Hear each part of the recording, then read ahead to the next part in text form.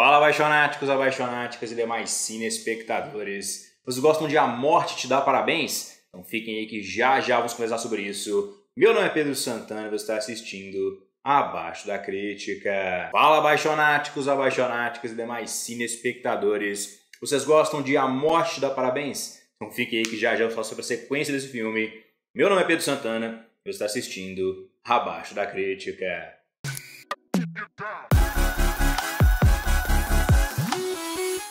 Bom, apaixonáticos, então hoje vamos conversar sobre Happy Death Day to You ou A Morte Dá Parabéns 2, a sequência do filme de sucesso de 2017, estrelando Jessica Rothe e Israel Broussard. Então, A Morte Dá Parabéns 2 é basicamente uma sequência direta do original de 2017, inclusive ela começa literalmente no dia seguinte do filme original, com mais uma pessoa experimentando efeitos bizarros na sua vida, de ter a sensação que ela já viveu um dia por várias vezes. Mas acaba que agora nesse filme a gente tem uma explicação um pouquinho mais científica e um pouquinho mais sólida de por que isso está acontecendo. Direção aqui mais uma vez do Christopher Landon, que foi o diretor também do primeiro filme, e ele faz uma escolha bem interessante aqui no Happy Death Day to You, que o filme agora é muito menos de terror do que o primeiro. Não que o primeiro filme fosse lá já lotado de terror, ele era muito mais próximo em tom de um filme como Scream, né, o Pânico original, que era bem um comentário sobre os filmes de terror do gênero slasher, com um toque bem forte de comédia.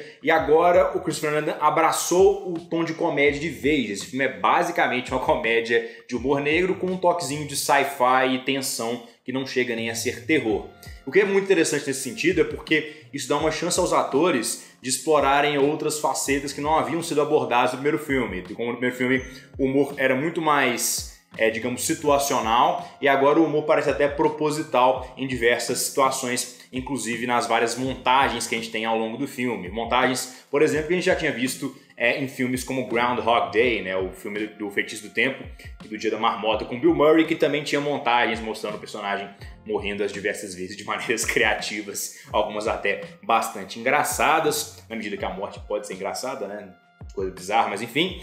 E o filme tira muita inspiração disso, tira muita inspiração também de filmes como De Volta para o Futuro, tem inclusive referências ao Biff, por exemplo, de outros filmes que envolvem viagem no tempo e repetição nesse sentido. Então, é bem interessante como é que o filme abraça essa condição metalinguística dele, né? Essa questão de fazer referência a outras propriedades, fazer referências a si mesmo em relação ao que aconteceu no primeiro filme e abordar um tom bem mais leve. Então, em geral, acho que a direção consegue fazer essa transição de forma competente porque ela ainda mantém algum tipo de tensão nas cenas de terror, mas ela tem uma abordagem bem mais lúdica ao longo dos momentos de comédia, que também é refletida pelo trabalho de câmera, pelas transições e pela paleta de cores, que é tudo um pouquinho mais exagerado, um pouquinho mais saturado, um pouquinho mais, digamos, exaltado do que no primeiro filme, que eu achei que particularmente foi uma escolha bem interessante, que eu curti. Nas atuações, eu já falei isso antes, mas a Jessica Rothe é inacreditável, assim, essa atriz com certeza tem um futuro brilhante, na minha opinião, porque realmente ela consegue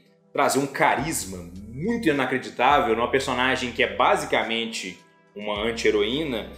e ela tem uma expressividade ímpar, assim, pouquíssimas pessoas conseguem entrar no nível de expressividade, no nível de caricatura quase, que a Jessica Rothe consegue, sem ficar parecendo overacting, sem ficar parecendo algo muito estapafúrdio, sem ficar parecendo que a pessoa está forçada demais. Nunca tive essa sensação ao longo do filme com a Jessica Rothe, mesmo tendo ali um exagero muito grande nas suas expressões, nas suas reações. Então é uma personagem muito interessante da Theresa que ela faz, e ela consegue interpretar esse personagem brilhantemente, assim, eu não consigo imaginar assim, outra saída para Jessica, senão uma evolução muito grande dentro de Hollywood, porque realmente essa atriz tem me impressionado desde o primeiro filme, assim, eu acredito que ela tem um futuro bem brilhante aí pela sua frente. Os outros membros do elenco são bons também, inclusive a Rachel Matthews, que interpreta aí basicamente um contraponto aí a Tree, e também o Israel Broussard, e os outros personagens também estão bem, mas eles, por exemplo, já não conseguem ter o nível de expressividade e de self-awareness que a personagem da Jessica Rothe tem, sem parecer que eles estão entrando na galhofa, eles estão virando ali basicamente uma trupe de improvisadores, etc e tal. Então é muito interessante como você vê a diferença entre a atuação da Jessica Rothe e dos outros membros do elenco, na medida que um deles, que é a Jessica Rothe, que é o membro principal do elenco, digamos assim, consegue conduzir o filme do início ao fim, te dando emoção, te dando empatia, fazendo você entender a personagem dela, acreditando na personagem dela. e os outros membros do elenco nem tanto, assim. Eles tentam, até certo momento, acompanhar a atuação da Jessica Rothe, mas eles não conseguem. Então, isso ainda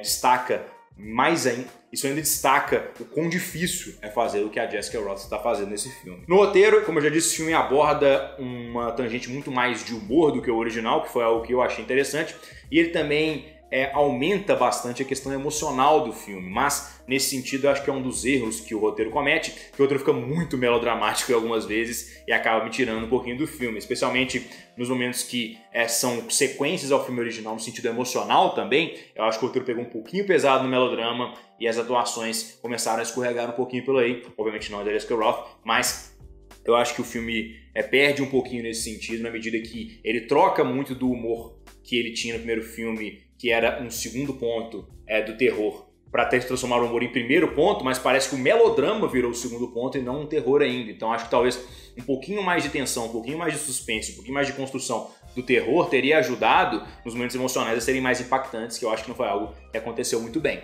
Mas em geral eu acho que Happy Death Day to You é uma sequência perfeitamente competente, consegue explorar os elementos que deram certo do seu primeiro filme e ter uma mudança de tom que acaba funcionando muito bem para a franquia. E sim, eu digo franquia porque eu acho que dependendo do sucesso financeiro desse filme a gente pode ter até uma Morte da Parabéns número 3. Então, Happy Death Day to You, A Morte da Parabéns 2, recebeu nota 7,5 em 10, um filme que surpreendeu bastante positivamente, assim como o primeiro, e mais uma vez estou esperando para ver o que a Jessica Rothe vai fazer com a carreira dela, que ela é uma atriz excepcional. Então é isso aí, se no espectador gostar do vídeo, clique na marca da para se inscrever no canal, se tornem apaixonados ou apaixonados, quiserem fazer parte da crítica, claro, deixem aqui nos comentários o que você achou de A Morte da Parabéns 2, vocês gostaram, vocês não gostaram, por exemplo, muito válido nesse YouTube. Até a próxima.